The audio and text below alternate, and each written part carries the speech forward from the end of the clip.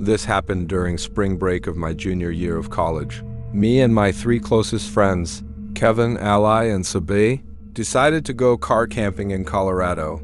We'd been doing these trips together since freshman year, but we were all pretty broke that semester, so we went with dispersed camping instead of paying for an actual campground. I found this spot on one of those camping apps that showed free sites. It was somewhere outside of Buena Vista, tucked back on this Forest Service road that seemed to go on forever.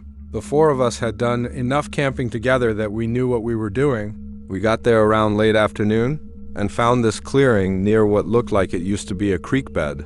It was completely dried up, but you could tell water had run through there at some point. The area was pretty isolated. We didn't see any other campers or even tire tracks from recent visitors. It was honestly perfect for the kind of vibe we were going for. We set up our tents in a loose cluster, maybe 15 feet apart from each other. Nothing fancy about the arrangement, just wherever the ground looked level and didn't have too many rocks. I don't even remember what we did that night. Probably just drank a few of the beers we brought while playing cards. We were all pretty tired from the drive, so we called it around 11 o'clock and went to our separate tents. I remember sleeping really heavily that night, which was weird for me to begin with, but especially during a camping trip usually.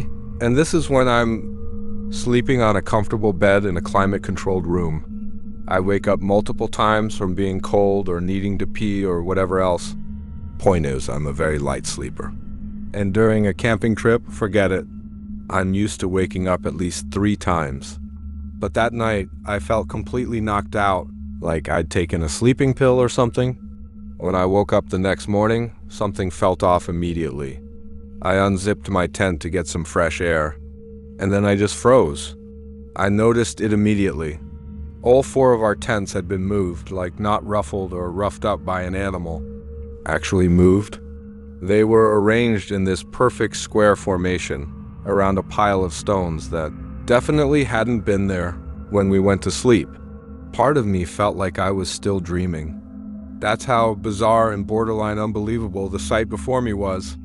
Each tent had been relocated maybe 20 or 30 feet from where we'd originally set them up, but that's not really what freaked me out. The stakes were still perfectly secured in the ground, and nothing inside any of the tents had been disturbed.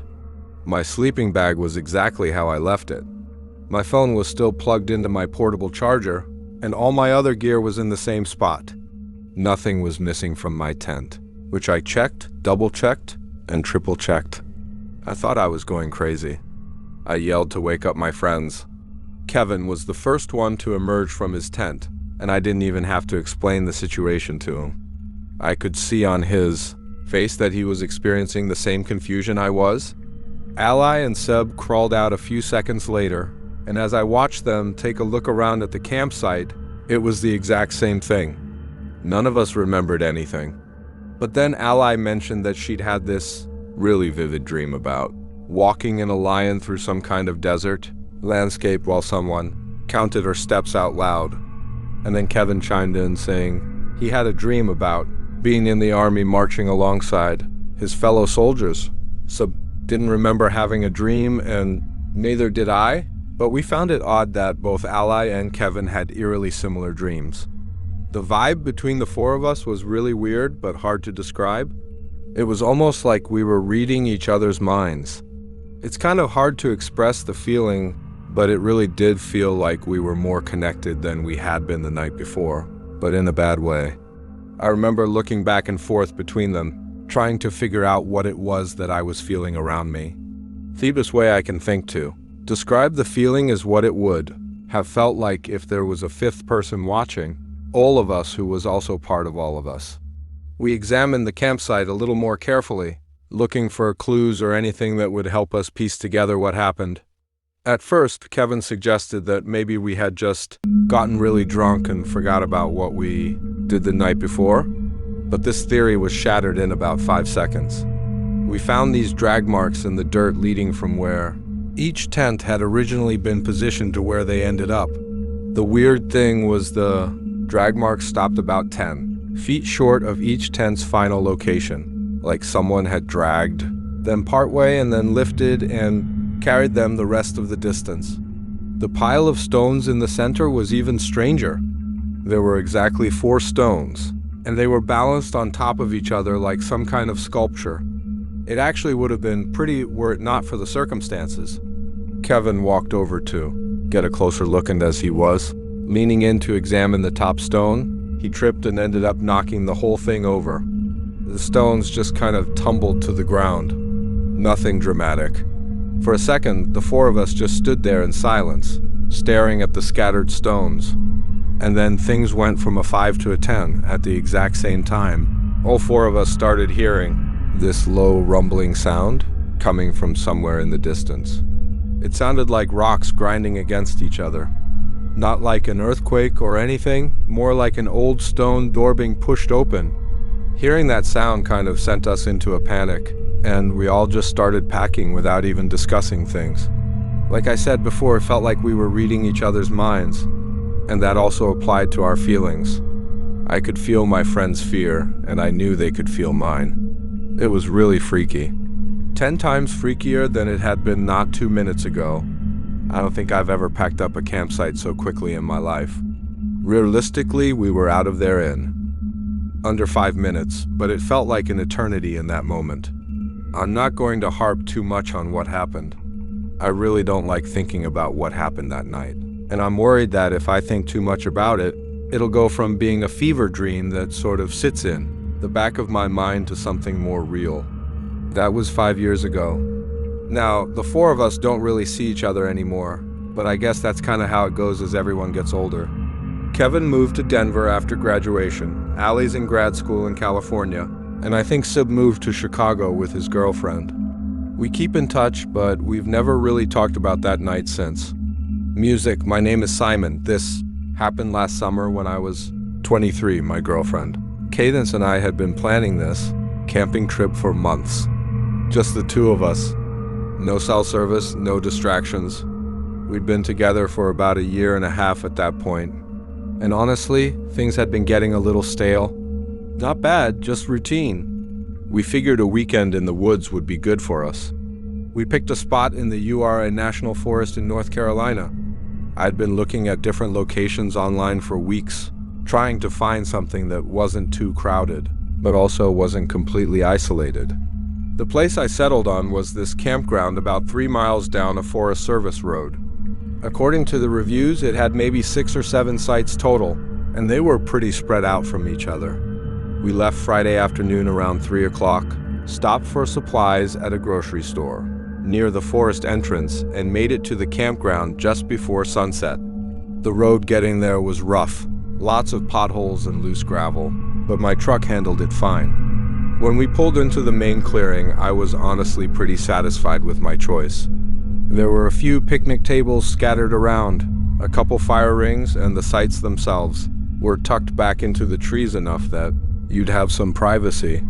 We drove around slowly, checking out the different spots. Most of them were empty, which was good. Weppist one site that had a blue sedan parked there, but I couldn't see anyone around it. Cadence pointed to a spot at the far end of the campground, right where the road descended into the forest. It had a decent clearing for the tent and was positioned so that the trees blocked the view of the other campsites. We spent the next hour setting everything up. Cadence is one of those people who's really particular about how things are arranged, so I mostly just followed her instructions. By the time we were done, it was starting to get dark. I got a fire going while Cadence made sandwiches, and for a while, everything felt exactly how it was supposed to. We were sitting there drinking beer, watching the flames, not really talking about anything important, just existing together, which I think was kind of the point. Around 10 or so, Cadence went to brush her teeth at the spigot near the picnic tables. I stayed by the fire, poking at it with a stick and finishing my beer. That's when I noticed someone standing at the edge of our site, just beyond where the light of the fire reached. I jumped a little, I'm not going to lie, because I genuinely hadn't heard anyone walk up. The guy apologized for startling me and said he was camped over in the blue sedan and that he just wanted to introduce himself. His name was Aiden, and he looked to be about 30. He had this really intense way of maintaining eye contact. That made me a little uncomfortable, but I obviously wasn't going to say anything. Cadence walked back toward us, and I could tell from the way her hips were swaying that she was not pleased with the interruption. Aiden noticed her, turned, and said she'd picked a good spot. Real secluded. He mentioned he was solo camping, trying to get away from people for the weekend, which seemed kind of contradictory, since he was literally standing at our campsite making conversation. And by the way, as soon as Cadence walked back, I didn't exist anymore. This guy Aiden's full attention was on my girlfriend, which wasn't exactly surprising, but weird as hell. We talked for another minute or two, and by we, I mean he talked at Cadence while she just gave him awkward reply after awkward reply, waiting for him to get to him. Eventually, I butted in and told him we wanted to get some sleep because we were waking up early, and that got him to leave. As soon as we walked into the darkness, I noticed he didn't use a flashlight or anything, which I thought was a little odd. Cadence and I agreed about the weirdness of the whole thing and decided to try and forget about it. We stayed up for another hour or so, then put out the fire and went to bed. I don't remember falling asleep, but I do remember waking up, and the moment I woke up, I realized something was wrong. It took me all of 3 seconds to realize I had woken up to voices somewhere in the distance. It sounded like two people having a conversation somewhere near our campsite. I looked over and saw Cadence fast asleep, and that's when Thaguardian instinct in me kicked in. I didn't freeze or cower in the tent, but rather actually went out to investigate. I unzipped the tent as quietly as I could and poked my head out. The voices stopped almost immediately, like they had heard me, even though I thought I was being dead silent. As quickly as I could, I grabbed my phone and turned on the flashlight, shining it around our campsite. But whoever had been there had either already left or was further away than I initially thought. Eventually, I went back inside the tent and tried to go back to sleep. It was a public campsite after all. People stay up really late on camping trips, so I didn't think it was anything threatening. I just hoped whoever had been out there got the hint to have their 3 a.m. talk somewhere far away from where I was trying to sleep. I didn't bother mentioning it to Cadence the next morning. I didn't really see the point in stressing her out over nothing. We spent most of the day hiking, which was a lot of fun and a decent workout, honestly. As the sun started to go down, I went to grab more firewood from a pile we'd made near the truck. That's when I noticed something on the windshield. It was a napkin folded in half and tucked under the wiper blade. I pulled it out and unfolded it, and I was shocked to discover that it was a note. A note saying, "You should move your tent." I obviously wasn't going to keep that to myself. So I showed Cadence the note and told her what happened the night before. When she saw the note, she immediately asked if it was Aiden. I said, "I guess so, because who else would it be?" And as the two of us were discussing what to do next, obviously more than a little freaked out, as if on cue, who walks up but Aiden? He was wearing the exact same getup as the day before, and looking at him filled me with a mix of rage and fear. The rage won, and I told him he needed to stop just walking up like that more aggressively than I probably should have. I was 100% convinced he was behind note and the talking for the night before, and I wasn't going to let him think that he was fooling me. He said sorry in a gruff voice and said he was just checking up on us. Before I could respond, Cadence asked him why he'd need to check up on us, and actually said something that really surprised me. He told us he didn't want to freak us out, but that he was surprised to see people as young as we were at the campsite. He said that there was a bunch of weird stuff that had been known to occur around here. Freaky stuff. He said he'd found deserted campsites deep in the woods, signs of people, belongings, and other weird things. I didn't really trust a word he was saying, but he said it so matter-of-factly that part of me thought he was being genuine. He went on to say that he heard people walking around his car the night before, so he was going to cut his trip short and go home before the sunset. Then he advised us to do the same. At that point, I wasn't going to argue, and it's not like Cadence wanted to stick around either, so we all started packing our stuff. It was pretty stressful being, as the sun was already almost set to begin with. I could tell Cadence was starting to freak out because her hands were shaking as she was putting stuff in the car, and I tried my best to calm her down, but I wasn't feeling great about things either. We finally finished getting everything in the car, and I started pulling out without another word. The sun was basically set at that point, and it would probably be fully dark in a few minutes. But as I was driving out, I noticed Aiden's blue sedan was still in his campsite, which I found strange. I saw Aiden crouched down near one of his tires, so I actually stopped my car. I asked him what he was doing, and he stepped back from his car to reveal a massive gash in the tire, something that was definitely done deliberately. There was no question about it. Cadence said "Holy," and I was pretty shocked to see it as well. I didn't know what to do. At